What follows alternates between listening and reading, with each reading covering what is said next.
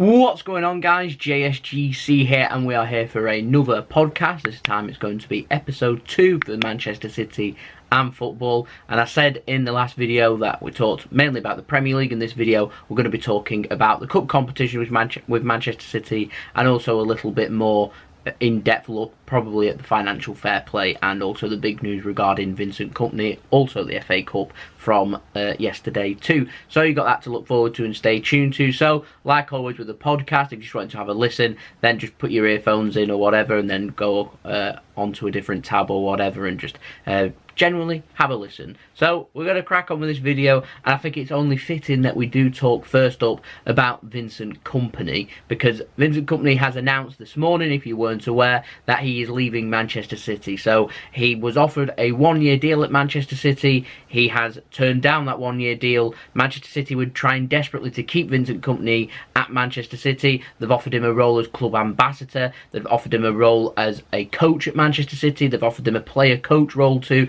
They've even tried to keep him in the City football group by offering him going to New York instead, so he stays within the rounds for Manchester City, and instead he's decided to turn that down, and he has announced, less than an hour ago from recording this, that he is heading to Anderlecht instead, over in Belgium, if you weren't aware, which is a club that is very fond of Vincent Kompany. It's his boyhood club, so he's going back home, and he's going to be a player manager there instead. So not a coach, he's going to be a manager too.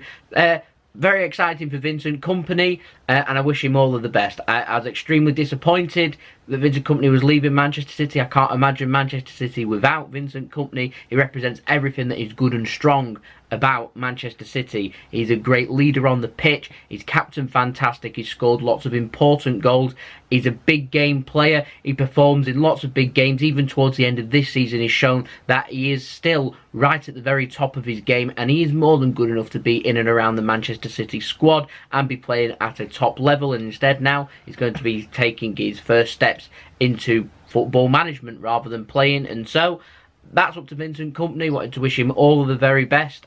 Like I said, I'm gutted, if I'm completely honest. Put a little bit of a dampener on the day, because Vincent Kompany, one of my favourite ever players at Manchester City, and Vincent Kompany, just like Yaya Toure, like Pablo Zabaleta, like David Silva when he decides to leave, like Sergio Aguero when he decides to leave. These are Manchester City's modern day legends for Manchester City that have been here for a great length of service of time, and they've achieved so much at Manchester City, and they've taken little Manchester City, this team that didn't know how to win cups and be mocked by everyone, and turn them into the dominant force that we have got today. What a way for Vincent Kompany to bow out his last ever goal for Manchester City, that thunderbolt against Leicester City in helping us near enough secure the Premier League trophy. He's gone out winning 3 major trophies this season. He's won 4 trophies this season, if you want to include the Community Shield too. He's had a very successful season, and he's had a very successful career with Manchester City, and I think I can speak on behalf of every single Manchester City fan in saying that we are going to miss Vincent Kompany so much. And for all of the time since our takeover,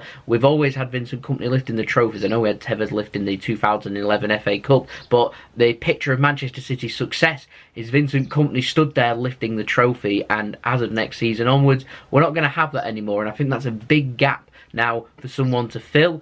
I'm not going to say Manchester City need to replace Vincent Kompany, because as far as I'm concerned he's irreplaceable, but with Vincent Kompany we do need a new centre-back there, a player that is going to take charge on the pitch. We need a player that's going to be dominant in the air, and as I like to call Vincent Kompany, he is Manchester City's rock in the middle. And so we need a new rock in the middle, a player that can be commanding. What does it mean with the future of Nicolas Otamendi? I don't know.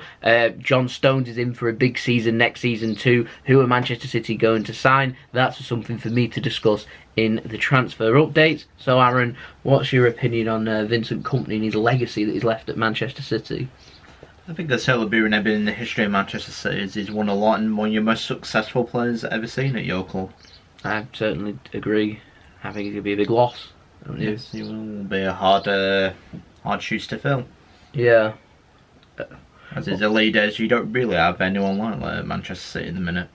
No, I mean, it takes us nicely onto our next topic, that, I suppose. It's we're down a captain, we need a new captain, so we're looking for the leader on the pitch to take charge. I think the obvious billing for me is David Silva. He's been at Manchester City now for a long time. He's been an extremely consistent player over many, many years with Manchester City, and so he'd be an obvious candidate for me to be Manchester City's captain. But there's doubts whether David Silva will be here at this point next season. So he might be leaving Manchester City within the next year or so. And so long term, we're looking for a captain. I've been having a read around the forums and on social media too, and people saying Kevin De Bruyne, Bernardo Silva, John Stones are just some of the names to be mentioned. And so I think we'll have a little discussion about that. So first up, one player that would make sense, you think, would be John Stones. So John Stones being the Manchester City player. He's also an England international. He's an exceptional player, a good passer of the ball.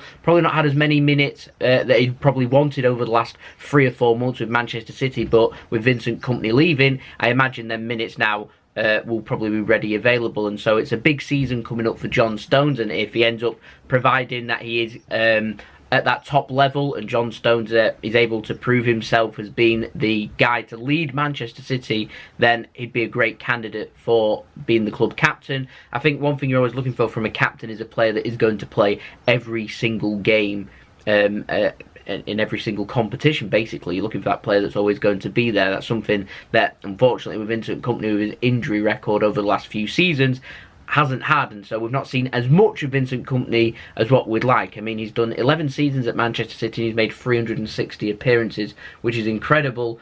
But I'm looking to other players over the last couple of seasons. I mean, Aymeric Laporte's played, I think, he played 37 or 38 Premier League games this season. Ederson's played 38 Premier League games this season. That's a lot of games that they've played, and over they look for a consistent basis.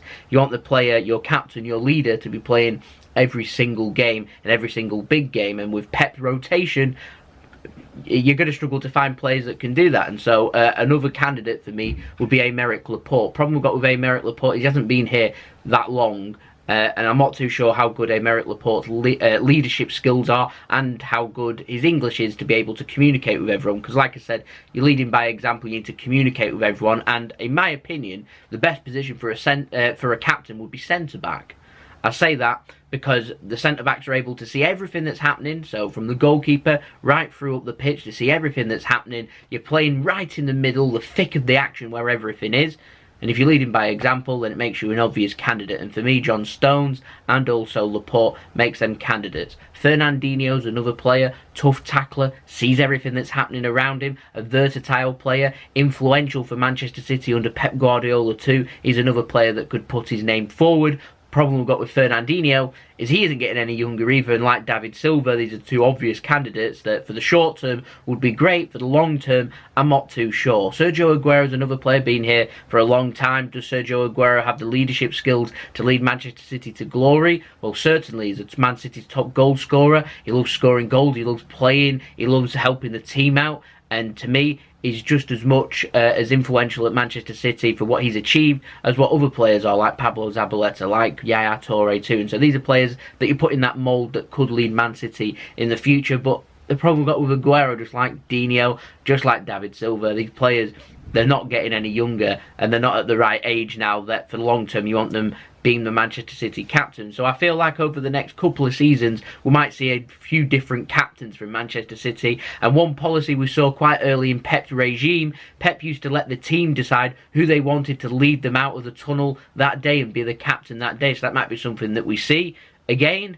I don't know if you're a fan of that or not, so I'd love to know your thoughts of that in the comments below. Who do you think Manchester City's next captain should be? And let me know your reason why. Let me know that in the comments below. So, leads us on to our next topic. We're going to be talking financial fair play. This is where the big meaty bit is of the video, really. And so, I'm going to try my hardest here to be able to explain everything about Manchester City's financial fair play. I'm sorry if little bits of information are inaccurate, but this is my understanding of what I've got of financial fair play. So, we're going to have to cast your mind back all the way to 2014, so 5 years ago. Manchester City were found guilty of breaching financial fair play. Man City were given a huge fine, which was shared about amongst all the other clubs in the Champions League. Manchester City weren't kicked out of Europe. Manchester City had a squad reduction. I think it was 20, was it 21 or 23? 21 players they were allowed to register for that season in the Champions League as our punishment for spending too much money and breaching financial fair play. Anyway, that was in the past. We go back to 2000, late 2018, and a German, is it a newspaper or magazine, Der Spiegel, some kind of media outlet anyway in Germany, they decide they've got hold of some hacked documents from Manchester City, some leaks, some emails with regards to Manchester City's financial fair play and irregularities in Manchester City's finances. Now, they've published them online. And Manchester City's financial fair play, has then been opened up as another investigation into our financial fair play back in 2014. And as far as I'm concerned, the main majority of the financial fair play was coming about from our sponsors and where the money was coming from and how the money was being given to Manchester City. And from that, you've obviously got all the media leeching onto it like they do, and then open up a load of can of worms by saying the managers were paid more money, the players were paid more money, and all that kind of stuff. And it's opened up all kinds of investigations. So it's all got a little bit messy. Anyway, UEFA's put in one guy who Manchester City, in their last statement on financial fair play, decided to name. He's the former Belgium's Prime Minister. Manchester City's decided to name him. I'm not too sure if they were legally allowed to do that or not. It made me laugh though, but City hit back by claiming that he hasn't done his investigation properly. He's claimed that Manchester City, the investigator, Man City, haven't provided sufficient evidence to suggest that they have not had irregularities with terms of money from their sponsorships, and so he suggested to UEFA apparently that Manchester City should be given a year-long ban in Europe, which would mean a Champions League ban because Man City are in the Champions League. So it's been taken to the next stage. That was this week's breaking news. It's been taken to the next stage. It's been taken to a 5-man panel who's all, I think all their names have been leaked online too, who's in charge of that panel. Yeah, it's in the papers as well. I'm not too sure if they were allowed to put them information out, but Man City haven't put that information out. That's come from the press, and Manchester City now are going to be investigated by the 5-man panel. City weren't happy with the investigation though. They claim that they've put in a 90+ page dossier basically explaining all about their finances, where everything's gone, their financial books, and all of their documents that they've given UEFA. And City have maintained right from the start, from March when the investigation was opened, City have said that they've got nothing to hide. They've provided all of their documentations to UEFA back in 2014, and that's the case now. They haven't got anything new to show UEFA because there's nothing new to show. These documents that they've got hold of are from hacked documents that could be edited. If you've been hacked, you're more than capable of editing documents and putting in irregularities there. Manchester City weren't happy about this. City's statement, it was a very strong statement, and when you read in between the lines of what they were saying, they were unhappy with the investigation, how it was conducted. Manchester City aren't happy. They feel like this is kind of being biased, and this is coming from other agendas from elsewhere against Manchester City, and Manchester City are going to fight for their innocence. And should the 5-man panel find Manchester City guilty, just reading between the lines, Manchester City will definitely be taking this into the sport courts for an appeal. Chelsea's done that with their transfer ban. Should City be banned from the Champions League, then Manchester City will be taking it to an appeal. If that's failed, I don't know where Man City will take it from there. I have heard suggestions that Manchester City do want to take it to court, and there is a possibility that Man City could take financial fair play, and how legally binding that is, that UEFA are allowed to suggest that they are not allowed to invest as much money as they want in their business, which I don't know how accurate this is, but apparently that's against EU regulations, and we're dealing with the Swiss court because this is where everything's based with UEFA. Switzerland, of course, are in the EU, aren't they? Are they not? Are they on EU laws though? They're by some, I think it was allowed, but they are not in the EU. So it all gets a little bit messy. So you've got to, there's basically, at this moment in time, Britain, they're in the EU, and so we have our own regulations, and there's various countries throughout Europe, Norway being one of them, who follow rule by rule the EU regulations without being in the EU, and it's something that the UK seek to do from their Brexit negotiations, and it's something... I think the Swiss have something similar, but... It'll definitely be something similar, but it gets a bit... It gets messy because you're dealing with regulations with a company that isn't based where all the other clubs in Europe are based. Because I'd say a large majority of clubs in the Champions League are based in EU countries, and they're having to follow laws coming from Switzerland, from UEFA, from who are allowed to basically make up their own rules. Like I said, it all gets...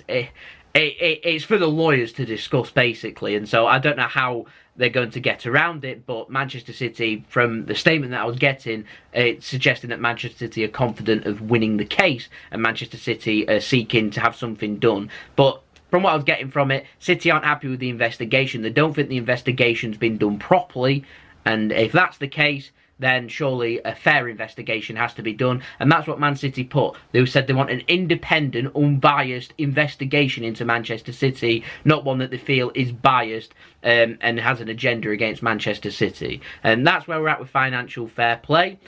I don't really think there's a lot else really to mention. I mean, we've got an incoming transfer ban at some point, which I'm 100% certain we will definitely get. This is due to irregularities, again, going on with terms of transfers. So this comes from the Jadon Sancho transfer from Watford. Apparently Manchester City had paid his parents for him to move up north to join Manchester City as part of the academy. And under rules, you're meant to give the parents jobs, I think. Is how they kind of get around it, and it all gets a little bit, again, a little bit messy, but I think I can accuse a lot of big clubs in Europe of doing this. Of course, Atletico Madrid, Real Madrid and Barcelona have all felt the crunch of this. Chelsea are feeling it, Manchester City will feel it, and I am certain other clubs in England will probably feel it too, because they are more than likely doing the same. I mean, just look at how many academy graduates Arsenal are picking up from around the world. There has to be. Yeah, there has to. You can't just pick up talent. Talent doesn't just move from wherever they are in the world to go to this club and go, oh, Arsenal's interested in me, I'm just going to march to London now and live my life in London. It just life just simply doesn't work like that. Because they've also been there for a long, long time, haven't they? Yeah, and there'll come a time where what I feel like it's just Manchester City's turn. Do you know what I mean? I feel like there's a lot of clubs that are guilty of this, and this is just the way of the world. You get caught, you get banned. It's as simple as that. I think all the clubs are doing it. Like La Liga's clubs have felt the pinch of it. There's definitely irregularities there from Barcelona in particular, where they're picking up their top talent. Lots of talent from South America, for example. Look how they got Messi. Yeah. There's probably irregularities there. There'll be irregularities everywhere. I feel like they just they open up one can of worms, give you the ban, and then move on and go from there. And so I wouldn't read too much into that one, if I'm honest. I mean, a transfer ban isn't the end of the world. Considering how much Manchester City are being linked with players, I have the sense, or the feeling, sorry, that Manchester City are looking here to be able to bring in players to cover at least 2 transfer windows. And so Manchester City won't need... so City get a ban, for example, coming up in the next month or so. City will then appeal that. That'll give them the summer to sign players. From there, they'll then look to push on. So you got the January transfer window it could be banned for, and next summer. And so you're just left with 2-window ban. It goes from there, and it isn't, you know, too bad. Now, in terms of the Premier League are also investigating, like UEFA, into financial fair play. I imagine the Premier League and the FA and all that will probably just take a back seat in all of this and wait for all the investigation results to be done. The Premier League's financial fair play is different to that of UEFA's, and so whether Man City's breached Premier League's ones, I don't know. I've not really heard much about it. Seems to be UEFA that are going in firm on Manchester City at this moment in time, rather than the Premier League. But one thing I will say about all of this is I'm fairly certain this will get quite ugly. This will be dragged out and it'll go on for months. And so when people are saying City are going to be banned from the Champions League, I'm again certain we're not talking about a ban on Manchester City in the upcoming Champions League for next season. And because of that, City will be in the Champions League. If a ban does come in, I imagine it will probably more than likely be for the 2020-2021 season. And there is concerns from other clubs that if Manchester City are given punishment and a ban from Europe, they're fearing a lot Manchester City dominating domestically, because basically you're saying Man City are going to have 10 plus games less. And you've seen what Man City can do with 10 plus games added on. You take 10 games off Manchester City with a fresh squad. I imagine it probably would be quite frightening as to what Manchester City are capable of. They've shown that they're capable of incredible things in the last couple of seasons. Take off Champions League football for a season, it could get quite frightening as to what Manchester City are capable of. And so, it's not all doom and gloom, I suppose. What's your opinion of financial fair play and all this? I think every team's guilty of it. All these big clubs, I think they've all got the best accountants on it, clever accounting. I mean, if we've got financial fair play, let's go down to the Championship as well. Like at the minute, like Derby County. This is a good one.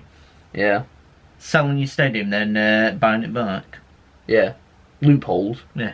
Little loopholes like that. Yeah. Have they been found guilty of it? No, they've already I think Villa's got to go down that route on Wednesday. Yeah. Birmingham City weren't as snide about it, were they? They were given a punishment for it. Yeah, it took a 9-point deduction for it. Yeah. I don't know. This is all, by the way, to do with the Etihad sponsorships, their biggest problem, but they are investigating others. I'm not sure if a bar's been investigated, but they're investigating a couple of the Asian sponsorships that Manchester City are unhappy with. I know Milan failed it last year, your financial fair play, and then That's I think excellent point. Absolutely excellent point, yes. AC Milan were given a European ban last season, and they weren't allowed to compete in any European competitions. AC Milan weren't happy about this. This was from breach of financial fair play. They took it to the appeal process, and on the appeal process it was overturned, and AC Milan were allowed in Europe as of last season, weren't they? So the season that's just gone by, AC Milan were in Europe. Yeah, Europa League. Yeah, we won't talk about how AC Milan did in Europe. I mean, it's irrelevant. No, but yeah, they won the case, and so that's probably why Manchester City are very confident. It's a difficult one, in my opinion. It's a difficult one. There's a lot of money in football nowadays, and you've got to find different ways of finding money. And as far as I'm concerned, from a City perspective, when we're dealing with money, you're always looking to make more and more money. After all, football is a business. No matter how you look at it, football is a business, and football has to be run like a business, and it has to be run properly. When it's not run properly, you face a lot of problems. So Bolton's felt the pinch of it, haven't they? Not being run properly. Coventry City have felt the impact of it, of not being run properly. In the past, Portsmouth have felt it. Bury are currently feeling it too. This is just in England, of clubs that haven't been ran properly. And I think more should be done in maintaining that these clubs don't go down these routes. And there is methods that they can put in place, in my opinion, to stop this happening. And it all comes down to how the business is run. And you've got to always look for sponsorships. You've always got to look to try and make means ways, so not spending above your means. And as far as I'm concerned, one business model I do like and appreciate is Accrington's Andy Holt. It's quite open on Twitter about it. I like him. Yeah. How does he run his business then? I would say, like, never overspends on it. Yeah. As a can't afford it, he blasts other teams for it. Yeah. Manchester City, they do get slated for spending a lot of money, but the argument you've got, whether you agree with this or not, is the Manchester City owner, Sheikh Mansour, and Manchester City were bought by the Abu Dhabi United Group, so ADUG. They have a lot of money, and the money that's been invested into Manchester City, that they've put into Manchester City, was a needed boost for Manchester City to be able to compete.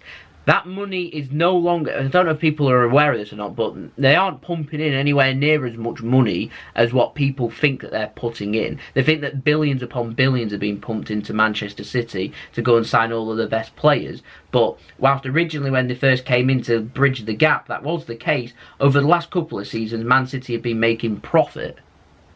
And that's been coming via Manchester City gaining sponsorships. One big case with Manchester City with sponsorships is they're always looking to advertise where our owners are from. So they're always looking at advertising the UAE. You've got the Etihad sponsorships, obviously. You've also got other sponsorships with Manchester City coming from Abu Dhabi too.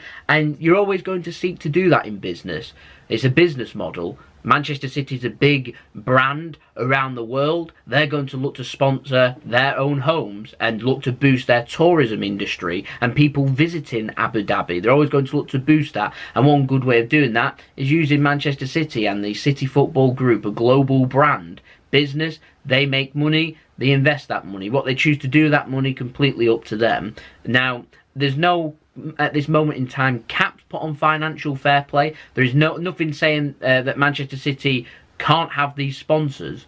And so the investigation with Etihad is they've agreed an amount and how much Man City is going to get in sponsorships, and UEFA's suspicions in this investigation going in is that Manchester City have given themselves more money. So here's the agreed number, here's a little bit more money. That then makes it a criminal offence, basically. And if Manchester City have done this, I will say this right now, that Manchester City should be found guilty, and Manchester City should then face the correct punishment for that case. However, I'm not too sure Manchester City are guilty, and City are going along the lines of they're going to have to prove that Man City have done this. How do you prove that Man City have done this? City's got their own financial accounts and bank accounts and money transactions. I imagine they've provided them. And if they've provided them, then to me, there's no case to answer.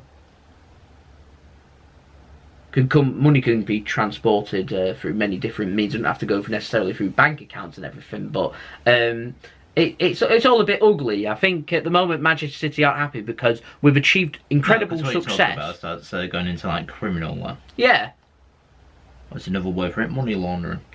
Yeah, basically, and this is it's difficult to know what the truth is, really. It's either Manchester City have been doing this and are incredibly guilty and should be punished, or it's all fabricated and it's been used to tarnish the Manchester City success of this season and also their brand. And Man City aren't happy because it's going to cost us a lot of money, not only in fighting this case and fighting our innocence, if we are innocent, it's also going to cost a lot of money through people or companies going, actually, I don't want to be associated whilst these investigations are going on. And you can understand from a business perspective why this is going on.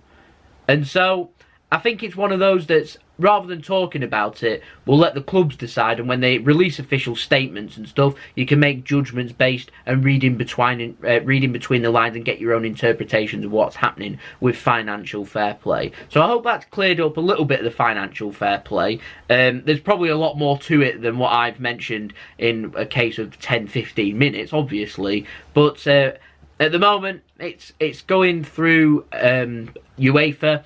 I'm quite certain that we'll be found guilty, aren't you? Reading between the lines, yeah, and the recommendations and everything, I think we'll be found guilty. Certainly gunning for you. Certainly, and it's not just coming from UEFA, it's coming from other people, so leaked documents and leaked emails coming in from the New York Times. Yeah, but that just wouldn't stand up in court if it actually did go to court, leaked documents. Well, it's an illegal document. It's an illegal document, it's not legally binding. Yeah. It'd be interesting to see if Man City can provide these emails or not, or whether they've deleted them. That means they've delete. Yeah. Lots of people are fearing Man City doing their backhanders and things like that. So it'd be extremely interesting, and it's one that I'll keep my eyes on. But one thing I'm near enough certain on, and I like dealing with certainty, is this will take months to clear out. This will get ugly. City could be found guilty for this season. I failed to see how Man City can be banned for this season's Champions League with investigations ongoing, because UEFA might have decided to find us guilty, but that's their verdict. Man City have the right to appeal, and the appeal process will take months, and during them months the Champions League will get going again. And so if Man City are found to be innocent and we've been chucked out of the UEFA competition already, we're going to be reinstated back in time. I don't know how it would work. And so that's what I mean. I don't see it being next season for the ban coming in, and so all the Man United fans getting giddy over the fact that they think that they might get into the Champions League. They still won't. 1 minute. 2 reasons for that happening. It'll take months for this to clear, and even if Man City are kicked out of the Champions League, there's 4 places allocated, 4 places for the Champions League, and so they'll judge it upon their first place being stripped, so the next 4 teams will go into the Champions League. So that would be Liverpool, it'd then be Chelsea, Tottenham and Arsenal, which would make the Europa League match with Chelsea and Arsenal redundant for that Champions League place. Because they're both already qualified if City do get chucked out. All it will decide is who goes in pot 1 for the champion. So Man United won't be in the Champions League for next season. Stop getting giddy about that, Manchester United fans. And so, like I said, I don't think that's going to happen. I think now's a good point for me to head onto the computer and talk all things football, something that we all like talking about. So first things first, before we even get on with the look at the Champions League, I'm just going to head on to our previous podcast, and we're just going to have a read of a couple of the comments, because we'll see what people have been saying and the reactions to everything. And this is something I'm going to do on every single podcast video. Go click, have a look, see what people have been saying, and respond in person to some of the comments. And so, if you want to be able to feature in a video potentially, just make sure you leave any thoughts or what you've got to say in the comments below, and I might be able to read them out. Yeah, if you tweet me and say you want to feature in the podcast, then I'll see what I can do. And so, first comment comes from Blacks Are the Chosen One, like it or not. YouTube. Rest in peace, Premier League till 2021 when Pep Guardiola leaves. Is he contracted as 21 or 22? I think he's got 2 more seasons left as of the next season, so he's got next season and the season after Pep at the moment in time. Whether he commits to Manchester City, I do not know, but fearing Pep dominating there, so thank you for your comment there. John Walters put, near perfect season, now for the FA Cup and perfection. Of course, Manchester City have already done. And so, one thing we need to improve on is Champions League. Next one comes from JK at MCFC. Well done to you on your vlogs. Keep it up. You always bring sanity to City's results and a great watch. So, yeah, I hope so. I like to be fair. I like to be unbiased. That's why I brought Aaron on here, to provide that level of unbiased and a little bit of knowledge there, particularly with EFL football coming into knowledge there from the Championship, which is all interesting. JKMCFC also added, as for the Champions League, it's a Mickey Mouse Cup with blind referees and teams in it that aren't even champions. Look at Spurs and Liverpool in the final this year. They haven't been and won't be champions for many years, so I hope we keep doing that domestic treble. What's your opinion of that? Do you think Champions League should be for champions only? Or do you think it makes it for a better competition without champions being in it? Were United, question, I'm not an expert, were United champions in 98? Arsenal. So Man United would never have had their infamous treble. If that was the but they did used to have it back in the 70s and 80s. I can't remember the change of format. I think it's early 90s to change of format. Yeah. Champions, they know like the Premier League at the time, they both changed the format. Yeah, yeah. But it used to do, like, the Nottingham Forest used to be champions only. Yeah, it's interesting. And it's all knockout as well. Yeah. Yeah, yeah. Yeah, it's like a cup winner, like the Champions Cup, basically, the cup for champions to be decided. I think it adds more to the competition, having more teams in it, so there's good quality teams. So you look to La Liga, for example, you know that... To me, I think it just put everyone off. They were just champions, no, like, the second and third, what have they got to play for if you eliminated it all that? Yeah, that's probably why they've done it. So it adds more interest into the leagues and tries to make things more competitive. Premier League, but for Serie A, yeah, La Liga, French... It's unusual. The Champions League's unusual this year because normally, when you get winners of the Champions League, they're normally right up there with being Europeans' best. And that's no offence to Liverpool or Tottenham, but you feel like Liverpool... I think it's unfair on Liverpool. It's unfair, but I feel like Liverpool should be winning trophies, most certainly. I think they're a good enough side. They've got a very good squad, and they're more than capable of winning trophies. And I feel like they should, they not should, but they need to start winning trophies. Liverpool need this Champions League. Yeah. And I mean, where do they go if they lose this one? Oh. It's well, they've had an outstanding season that could end up being incredibly disappointing with nothing to show. Like I said, this would be a bigger disappointment losing the Premier League title to Manchester City and losing to Tottenham. What a bold statement. It was a good title race, to be fair, that one. And so, yeah, that's an interesting comment. So thank you, JKMCFC, for the comment. And the last comment comes from Blue Citizen. He's not asked about winning the league 3 times in a row, to be honest. Would be great to win it again, of course, but not in my list of priorities. Also, I hope we bin domestic cups next season. We're the best team in England. We don't need to prove anything. It's all about reaching the Champions League final next season for him. And so, he wants to prioritise Champions League. And I find that very interesting, in my opinion. You feel like Manchester City want the Champions League trophy. Man City's owner wants to win Europeans' biggest competition. You feel like Pep Guardiola and the players want to win the biggest prize available to them, which is the Champions League, which is the only thing missing, basically, from Manchester City's trophy cabinet. And to win the Champions League, you do have to start prioritising it. And so, is it a good question for you? Do you think Man City should prioritise Champions League football for next season, if that means coming at a cost for domestic football, so for League Cups and FA Cups that Liverpool, of course, have chucked away to focus on that? Yeah, do you think Man City should chuck away domestic trophies, or do you think, fuck it, we'll just go for the lot? I think based on this season, if you'd gone for a Champions League, you wouldn't be Premier League champions right now. I agree with that one. That's the question. I agree with that one. To me, I find the Champions League not a necessity. I find it a bonus, like an excellent bonus. I know why fans do, to give Manchester City that European prestige at last. That it's not got, yes. But City needs to dominate the Premier League. You need that Premier League title like Man United did in the 90s and the Euros under Fergie, and then the great Liverpool side in the 70s and 80s. Yeah. That's what City needed. You will need younger fans like your 5-year-olds and all that becoming Man City fans. So you're looking for a period of 5 years or so of kids growing up where they get to watch this tremendous football, which of course they are. And so you feel like 2 or 3 more seasons of this, and you'll start. They've both got massive sponsorships. Now the shirt sales around the world, aren't they? Because of it, Liverpool and Man U. Yes.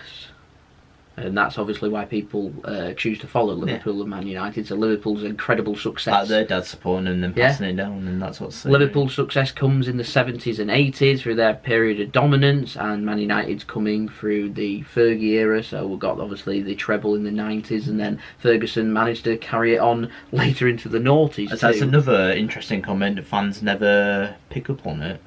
Like Man City ruining the Premier League, but was the accusation alludes to? Yeah. Periods of dominance. Chelsea had a little period of dominance, winning 3 times. Yeah, not built on it though. Not built on it, but Manchester United have done it themselves. Arsenal not built on it. Yeah, and I don't think it's Man City's fault that this is happening. I think Man City's hit a pinnacle. I think Man City's shown what they're capable of and the standard that the other Premier League teams need to get to. We don't have anything to prove in cases of that, but I think Man City, because we're winners, want to win everything, and because you want to win everything, Champions League's got to be a part of that. That's a Guardiola mentality, you know. He likes to win absolutely everything. I know what you're trying to do. Did you see his cheeky little smile at the FA Cup final yesterday when he was watching the Man City players lifting the trophy and that? And then he goes to the back and he got a load of questions about financial fair play from the journalist. The proper gutter press over here. I get the feeling they're trying to wedge him out. Someone's compared it to the Luis Suarez situation where they're just trying to make him hate it here that much that he wants to leave. And these journalists with their agendas, and I've never really understood what their agenda is. All I can put it down to is, obviously writing about football, there'll be football fans, and I could probably accuse them of being incredibly biased, but I don't think it's down to them supporting these clubs like Man United and Liverpool. I think they're just doing it for popular demand, because they've got huge fan bases. They know they're going to get lots of clicks and lots of likes and lots of retweets and interactions, and because they're getting them big numbers, it makes their careers more satisfying to them, which I find incredibly sad. Someone made a thread about Manchester City actually, and it was very interesting, saying that actually in terms of popular culture and what's available to people under the ages of, what we're talking here, 40 maybe, that people don't really read newspapers. People don't really interact with media that much, and they interact with media a lot differently, and this is why I'm doing this. This is one form of media, is doing things like discussions, podcasts. There's a good rise in Manchester City's influence coming on YouTube. Of course, Man City's YouTube account has passed 1 million subscribers. They're getting quite a few views on there too. There's more and more Manchester City-based YouTubers coming out there. There's lots of dedicated Manchester City journalists out there, not working for the big companies too, that do some tremendous work. These are all the sources that I use for transfer information, by the way, and I'd say maybe 7, 8, even 9 times out of 10 incredibly accurate. And you've got other people. You've got people like Ian Cheeseman coming out too, who's been doing podcasts. There's also dedicated radio shows. He's had a 1-year contract, and I think he's trying to get a 2nd year from what I was reading on Twitter. But I like Ian Cheeseman.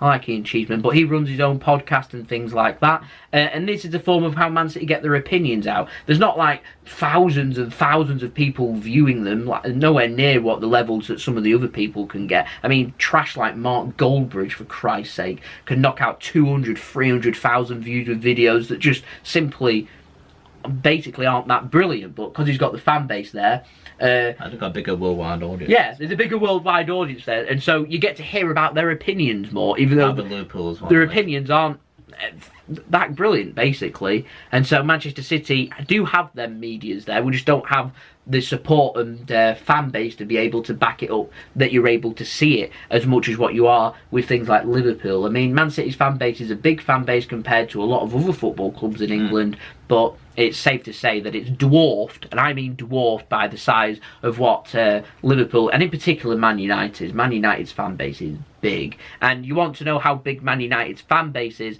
I mean, we're based in Lancashire, which is, we're less than an hour away from Manchester, aren't we, basically? Yeah. And so we've got all kinds of big teams based in and around Lancashire. There's so many clubs in the northwest, it's unreal. Yeah, me growing up, 2, 3 Manchester City supporters that I knew. I must have known a good couple of hundred people going through school. 2 or 3 Man City based fans. In terms of Liverpool and Man United, there must have been, what we're looking at here, 30, 40, 50 people combined supporting them 2 clubs, compared with Man City. Well, mine now 2 was, or 3. More massively supporting Liverpool. I had a few, but not Man United. I knew quite a few Liverpool fans. I knew a few, but Man United clearly dominated them. And that all comes from success.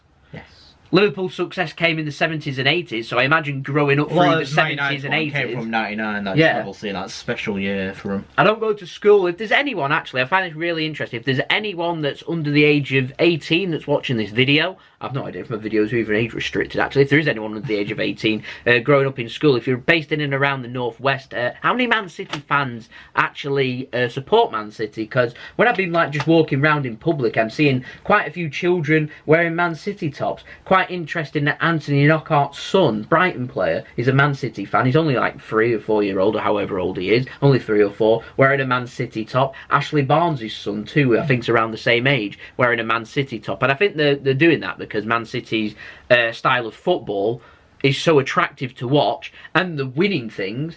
I was reading a crazy stat. I'm not sure if this is true, but I read yesterday that City's won 6 out of 7 domestic domestic trophies, which is incredible. It's just FA Cup last year. Yeah, that's absolutely incredible for Man City. Well, there's certain Wigan beats you. They do. Not the cup final one, the one there, the DW, where Man City fans took the advertisement board. It's like chucking them. Do you remember? Yeah. Anyway, pretty crazy. Anyway, we'll get back onto this again, back to the Champions League. But what the point we're making is, Man City want to get up there with Man United and Liverpool. To do that, worldwide audience-based Champions Leagues. You need Champions Leagues. In terms of England and dominance, what they've just done this season will go a long way. Yeah. Winning lots of domestic trophies, particularly that Premier League. And so, to me, should never ever underestimate or chuck away the Premier League. If you're in there competing with the Premier League, you should be putting all your effort into trying to win that Premier League. And that's another discussion on its own, the FA Cup. The FA... Like, people like disrespecting teams like Liverpool, just chucking it away, and it's just a joke. I don't think it's right teams disrespect the League Cup either. I think it's a good available trophy, and I think it's a fantastic trophy that teams should target and should take serious more. There's clubs out there that haven't won a lot, like Tottenham, like Liverpool. Wolves are up and coming. These are competitions. The League Cup's a great competition you could target. They got to the semi. They did. And what I'm saying is, on a consistent level, it gets to a point where you start thinking, like, I want to put a reserve team out. And when you're putting a reserve team out, it is a little bit disrespectful. Manchester City, we put a weakened team out, but we don't put reserve teams out. We don't put... Arsenal used to do it a lot under Wenger. They used to put a load of youngsters out that's, like, never made or been near the senior squad. Arsene Wenger never won the League Cup. Incredible. Absolutely incredible. Yeah, that's a fact. But winning breeds success. You win one cup, it follows it up by you wanting to win more, and from there you're able to build up to bigger and bigger trophies. League Cup obviously being probably the most minor of the trophies available to win. Man City's never looked back ever since 2011 FA Cup win to finally get that monkey off your back. Yeah, there's an important one with Liverpool. We've got them in the Community Shield as of for next season. Yeah, it'd be a nice test between you both. It's a nice test, but that's a trophy in my opinion. Even though it's not major, both teams should target. It should. It sounds crazy, but if Man City want to show some dominance and Manchester City want to show what they're about, you've got to beat the best available teams. The best team other than us in England is Liverpool, and it'd be a great start to the season to be able to beat Liverpool, win the Community Shield, and I feel like it gives us a nice platform to show that we're still on top. And same with Liverpool. Liverpool have a point to prove, and they'll know that if they can beat us at Wembley in the Community Shield, that they've got a foundation there. If they win the Champions League too, that they've won 2 trophies in a row in 2 consecutive games, even though there's months apart, and it sets them up nicely to go into the Premier League too. So it's an important game, even though it's not an important trophy. And like I said, winning breeds success, and I feel like teams need that. Anyway, we're going to crack on. We're talking about the Champions League. It's probably the last major thing we need to talk about. So, in the Champions League, as of this season, City had the first game against Lyon at the Etihad Stadium. They lost 2-1. Of course, Pep Guardiola, after his swearing at officials in the season before in that match against Liverpool, meant he was in the stands for this game. He had 1 match ban and 1 match suspended ban, so he could return for the Hoffenheim game, but he was banned for this game, so we saw Mikel Arteta get a nice experience, and unfortunately Manchester City lost. And this is a game that Lyon have some incredible players, and they're a very good team, and I'm going to throw it out there, I think they're more than capable of competing with PSG. If they can keep the players. If they can keep the players. You know what PSG are like. And they just need to add a little bit more quality. They've got some excellent players. So like I feel like they're going to lose the players. Yeah. I feel like they're going to lose the players. But Lyon showed that they're a very good team. Control resistance, yeah. Lyon showed that they're a very good team, and that was a match where we could really have done with the experience of Pep on the bench. I don't feel like City... I feel like we, in the first half, underestimated Lyon, and I don't feel like, with Pep in charge, that would have been the case. I didn't blame Mikel Arteta for that loss. I blame the players. I feel like City approached that game just a little bit too casually, and Lyon showed just how good they are and how to beat Manchester City, and quite early in the season too, in September. So it wasn't aggressive pressing football, particularly in the middle. Aura and Ndombele were absolutely brilliant, and there is a reason why Man City are after them 2 players potentially in this upcoming window. Anyway, we put that behind us, went into October. We had a difficult game in Germany, in a match that we won 2-1 against Hoffenheim. When you go away in Germany, they're always tough, grinding teams. So to pick up any away win in Germany, I feel very good. They're always narrow games, close games, and to win the game in a situation where you've lost the first game going away from home, I thought was a good performance. And of course, it was David Silva's so it's a good performance away. I won't take anything away from Bundesliga, as I've been very disappointed with the Bundesliga's teams in Europe this year. The quality that the Bundesliga's got, although it is declining, they're still very good, hard-working, grafting teams, and you have to play to the best of your ability to beat them. There is, they could be better, of course. Yeah, including Bayern.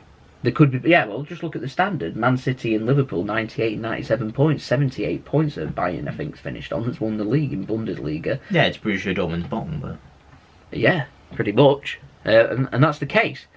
But still, I'm never going to turn up my nose at winning away in Germany. They're always difficult games, and they're always hard working. That's what makes it difficult, and that's what keeps the scores down. That's what makes things narrow. And so, won the game. We did well. We went away to Shakhtar Donetsk. Season before this season, City ended up losing, I think, to Shakhtar as we made changes to prepare for the Premier League. Rectified it this time. Won 3-0. Don't think you can ask for any more from an away performance. Lost an English side. It is. So to me, that's a very good result. We then followed it up by facing Shakhtar at home and we won 6-0. Completely dominant performance from Manchester City in that one. Yes, of course. We had the Raheem Sterling. Oh yeah. I won't leave the link. I'll leave the link actually to that in the description below if you want to go and check out the vlog on that. A very entertaining game. I enjoyed that game. And it was Man City in complete domination mode. Saw it yesterday against Watford. The City players are relentless. When they have it about them and they want to do it, they can do it. We've been criticised. We mentioned it in the last video. We'll mention it again. We have been criticised for winning by too much. I can't make sense of it. There are literally no words. Man City, when they feel about it, in games this season, we've gone 1-0, 2-0 up and we've coasted along because they're preserving their energy. Then at other times, when the Man City players feel like it, they want to send out a statement. We beat Southampton in the game before that Shakhtar game, 6-1, and we followed up with the match after, just before the international break, of that 6-0 win over Shakhtar, with a 3-1 Premier League win in the Manchester derby. And like I said, I'll keep saying it, winning breeds success. What do you achieve coasting along at 1-0, 2-0? You may as well go and see off the game. You score 3, go and score 4. You score 4, go and score 5. You score 5, go and score 6, etc, etc. I think it's possible, and we could have done it this season. We nearly did, but we didn't against Burton. And I think it's possible, if we have it about us, at one point, in the next couple of seasons under Pep, should Pep stay, we are capable of hitting in one game double figures. Quote me on that, because I think we are capable of hitting 10 in a game. If you need the right team, though. Okay. Anyway, I don't think it'll come in the Champions League. I think there's too much quality in the Champions League. Well, imagine getting a really rubbish team in pot 4. To me, pot 4 quality is improving a little bit. They're a little bit more difficult. You remember Celtic when we had them as well? Pot 4 qualities. There's a lot of tricky ties in the Champions League. That's what makes it so difficult. Anyway, we went to Lyon and we drew 2-2, which is, in my opinion, if it was a knockout match and we was away from home and we picked up a 2-2 draw, I'd say I'm happy with that. That's a good result. We'll get them back to the Etihad. They basically need to beat us at the Etihad, which is easier said than done. Only Crystal Palace have done that this season, and Lyon, of course. So it's very difficult to be able to do. And that 2-2 performance at Lyon was a performance I was looking for so much in that Tottenham game. We needed to match what we could do against Lyon. We've shown we've got the quality there. We didn't create that many chances in that game, by the way. But we did score the goals. And that's just that little fine margin that was missing against Tottenham, because we didn't create too many chances against Tottenham. Obviously that Aguero penalty being the big matter. Yeah. We draw that game 1-1. Man City, you'd think, would go through. It's what could have been, basically, isn't it? Pretty much. Yeah, as well. This year's Champions League, you'll be wondering what if. Yeah. Same last season, weren't it? Yeah, play better at Anfield, we're right in the game. That couple of fine margins, right decisions are given for you. You do okay. Right decisions go against you, then you end up going out. Fine margins. It's what makes the Champions League. If we weren't so bitter with UEFA, I'd actually really enjoy the Champions League. I go to a lot of Champions League games with Man City, and I really enjoy the games. I feel like we're going up against great teams. And if the whole situation with Man City and UEFA wasn't there, then I feel like it'd be something that I'd really enjoy. I mean, I've contemplated next year, City do a bundle where you can go to each home game at a discounted price for the Champions League. I've debated, do I want to do that or not? And then with all this thing going on with UEFA, it's made me think they don't particularly like us, and all this comes out and everything. It makes me think, why should I bother funding my hard-earned money to all this? But I support Man City and everything, but it just leaves a bitter taste, and I feel like I'm not the only fan that has that. But yeah, City won in the last group game 2-1 at against Hoffenheim at home. Pretty much job done really there. Busy December month, obviously. Good response from losing against Chelsea. Took us nicely into February for the return of Champions League football. Another German side, this time in the form of Schalke, away from home. We picked up a great win, 3-2. Wasn't a great performance, by the way. A couple of iffy decisions, but Manchester City did enough in the end to win the game, and that's always what we're looking for. You can, even if you have decisions go against you, you can still win games. You just need to play well enough, and you're always looking for that consistent level. And we hit that level. 7. We hit 7 past Schalke, last 16 team in the Champions League. Did okay in their group stages too to get that far. won 7-0. And that's the priority that you look for when you finish first in the Champions League group. And that's something we need to do again this season. Man City want success in the Champions League, finish first. Because most European teams, even though they didn't do it this season, most times they will have consistency there. And because of that, it means you avoid the Europeans' best teams. The teams in pot 1 that you imagine will finish first. The Real Madrids, the Juventuses potentially, the Barcelonas, the teams that you want to avoid in the last 16. Once you get to the quarterfinals, it's kind of a free-for-all. You've got to come up against these teams, but you want your path to be as straightforward as possible, and I think that aided Man City a lot this season. It helped us, particularly throughout February and March, in being able to pick up confidence from that 7-0 win over Schalke, and of course, it came in the midst of Manchester City doing that huge, incredible Premier League run. Now, last game in the Champions League away from home, because we went out in the quarterfinals, came against Tottenham Hotspur. We lost 1-0. It all came about team selection, Manchester City choosing to prioritise games, and Pep said that the Crystal Palace game he felt was the more important game than the Tottenham one, because we've got 2 chances to go at Tottenham, particularly at the Etihad, so he wanted to keep the score down. Danger is, you don't score away goals in Champions League, you're in trouble. And I always feel like in the away match, you need a result. A draw, a score draw is always a bonus, or a win, and your job's a good one, you've got a good chance of success there. And in my opinion, when you're facing continental teams in the Champions League, I'm always happy for Man City to be away from home first, get the away goals, get them back to the Etihad, bring it on. When we go up against English teams, though, twice now in 2 seasons, we've gone out, we've faced the English side away from home first. And this was a match where I'd rather have faced Liverpool, because we're more than capable of beating Liverpool at the Etihad. Or I'd rather have faced them first in the first leg, get the score done, and go from them, put them under pressure. And same with Tottenham, I'd rather have had them at the Etihad. I think we'd have beaten Tottenham at the Etihad. I don't think Pep had started thinking about prioritising games. I think he'd have said, let's try and get this job done at the Etihad. Like Barcelona, apart from Barcelona weren't capable of defending out Liverpool in the semi-final. And never were, Ajax. Yeah. Do you think Man City are capable of winning the Champions League next season? Yes. Yeah. I don't really think there's a lot to add, really, because I feel like we're capable of winning the Champions League too. I feel like we're not far away. If we could just learn our lessons and put our chances away and have just a little bit more luck, and that is what's needed in the Champions League, then we're not that far away. I do say, though, even though Tottenham and Liverpool have done fantastically well this season, from a Man City perspective, I'm always looking for consistency. Quarterfinals each and every season we're in the Champions League. That's what we've always got to strive for, and that's something we have achieved. It'd be nice now, if we don't get a Champions League ban over the next 2 or 3 seasons, to have 2 or 3 appearances in the semi-final, possibly a final appearance. And I feel like the more the team familiarises themselves with the Champions League and has season-on-season success and learning lessons, will set us up well in being able to win the Champions League. You've first got to fail to learn to do better and face that success, because what do you learn if you achieve everything first time round? You're in for a big reality check. And so I think that's a situation. I think that Man City haven't put themselves in, obviously, because we've never been that great in the... Well, we've been good in the Champions League, but we've never been great. We've never hit that level. And compare this with Mancini, when we've struggled to get out of the group stages. Compare it with Pellegrini. Although we got to the semi-final a couple of seasons, we struggled to get out the last 16, and Pep struggled to get out the last 16 in his first season here. In actual fact, there's been a lot of progress made over the last 10 years or so from Manchester City, that we've had some success in Europe.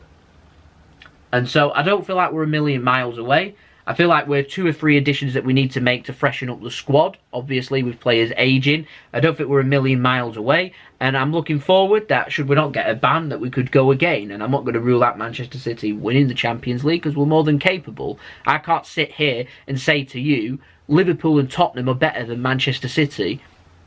It's just not a fact. Over 38 games in the Premier League, it's shown. Manchester City drew with Tottenham and went out on away goals. There's lessons for us to learn, but we're not a million miles away. And I think we're more than capable of going toe-for-toe with Europeans elite, Barcelona's, the Bayern Munich's. I feel like we're more than capable of doing that. And I feel like one thing we want at Manchester City is that special European moment. Obviously, I prefer Man City just to batter teams and completely rule out the tie. But we're just looking for that special moment. And we nearly had it. That Tottenham game, we nearly had it. That was special. Right at the end, when we scored that goal, overturning it all, so topsy-turvy, so attacking, lots of goals. We nearly had that moment. We're not far away, we're not. Like I said, we can build on that for next season, learn from the pain, learn from the mistakes, go again for next season, pick yourselves off and dust yourselves down. Obviously, what makes you champions is how you recover. When you win a trophy, how you respond to winning that trophy. What do? Win it again. Man City have done that, they've shown that they're capable of doing that, and so City need to show that when we come up against very good teams in Europe, we go toe for toe with them and beat them.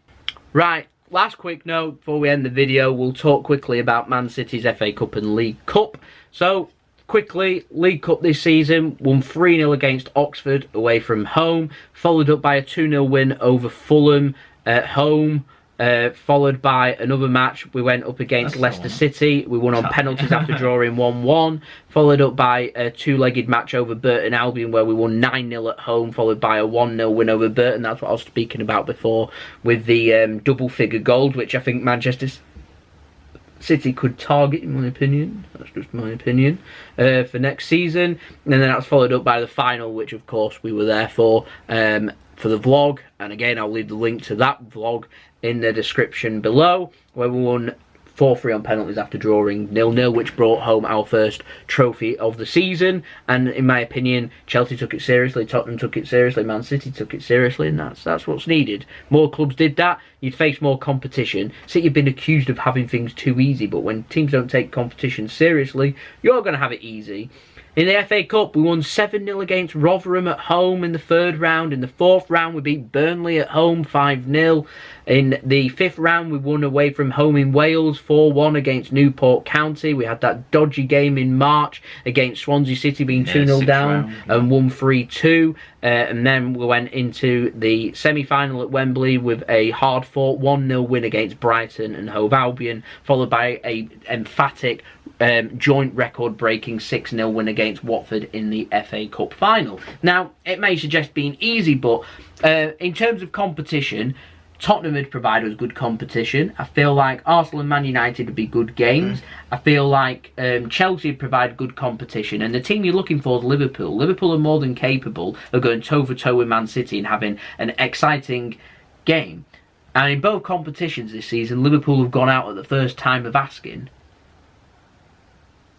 I'm not too sure it's fact. I know they've gone out earlier, but first time of asking, I'm not too sure.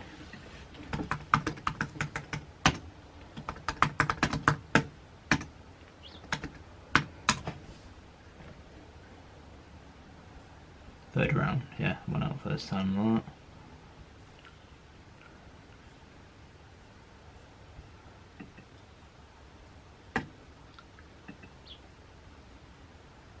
Lost 10-0 to Leicester.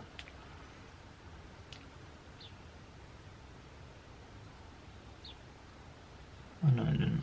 Leicester. Chelsea. Yeah. No, is it Chelsea? Yeah.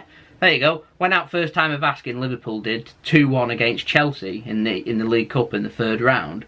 Like the FA Cup. In the FA Cup, they went out to Wolves in the third round. It was the third round, wasn't it?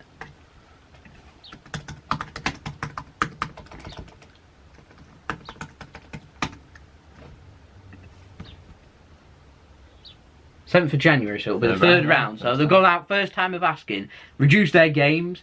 Because of that, Liverpool are a team that are more than capable of competing with Man City, as we've seen in the Premier League. Shows you Liverpool's squad can't cope with these decent teams like Chelsea or Wolves or Leicester. I think they can cope with them. I feel like I don't think they can. I feel like Liverpool mentally haven't been that bothered. I don't think they can. I don't think the squad in depth there.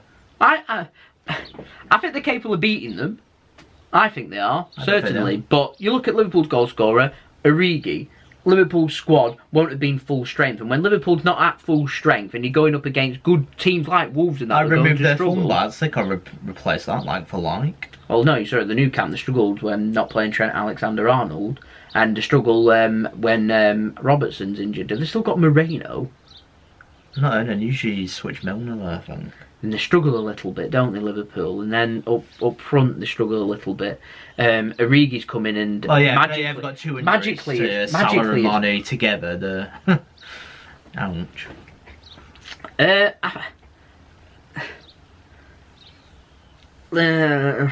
not sure with Liverpool. Liverpool's got like they're one of them classic teams that's got 15, 16 extremely very good players that makes them a very good side, and there's enough depth in there that they can compete in their competitions, so Premier League and Champions League, because of not taking these cups seriously. They take the League Cup and FA Cup seriously like Man City did. They haven't got the squad depth to deal with it.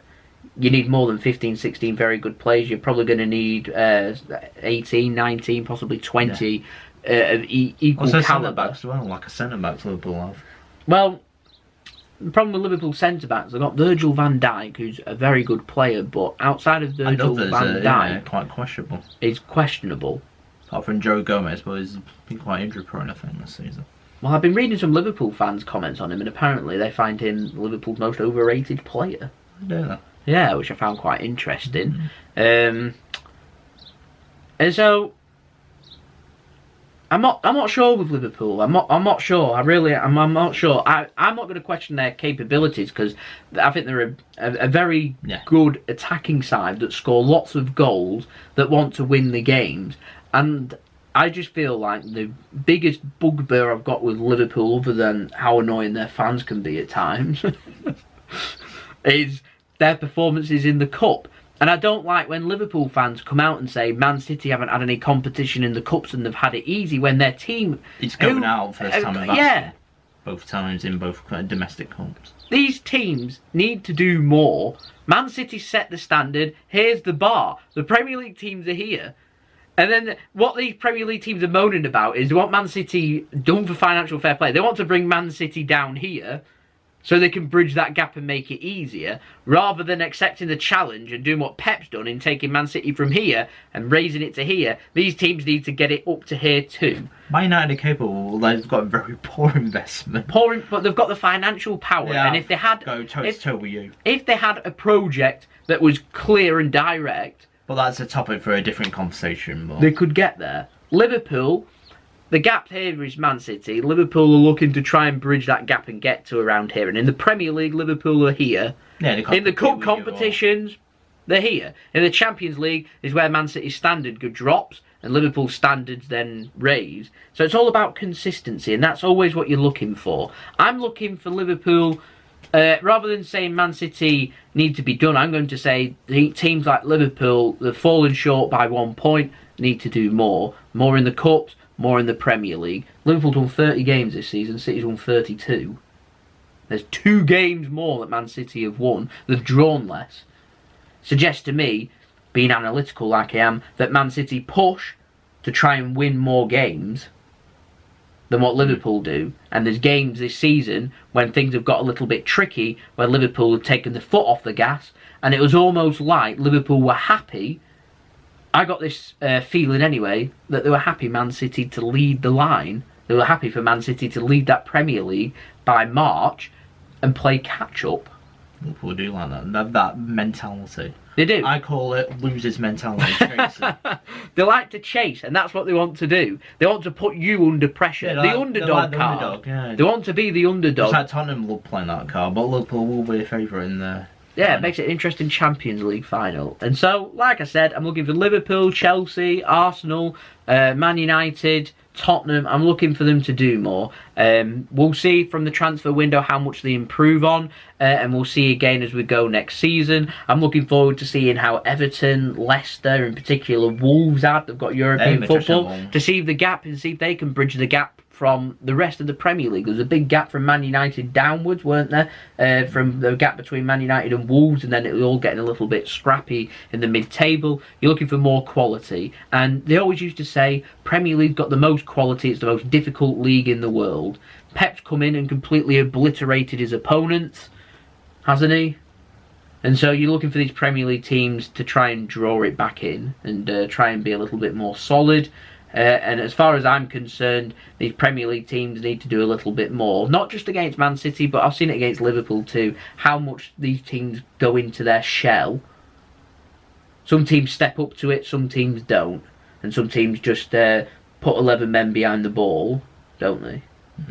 not Man City financial doping. That's through teams fearing what their teams are capable of, changing their philosophies and just literally just sitting there. Seen it with Bournemouth. I remember when Bournemouth used to have a right good go at us, and it used to finish 5-1, 6-1, 6-0. It used to be a very entertaining game. No, but I'm saying I had a lot of respect for what Eddie Howe used to do, and the results haven't changed. Man City still beat Bournemouth, but they've made it a lot closer, haven't they? Bless you.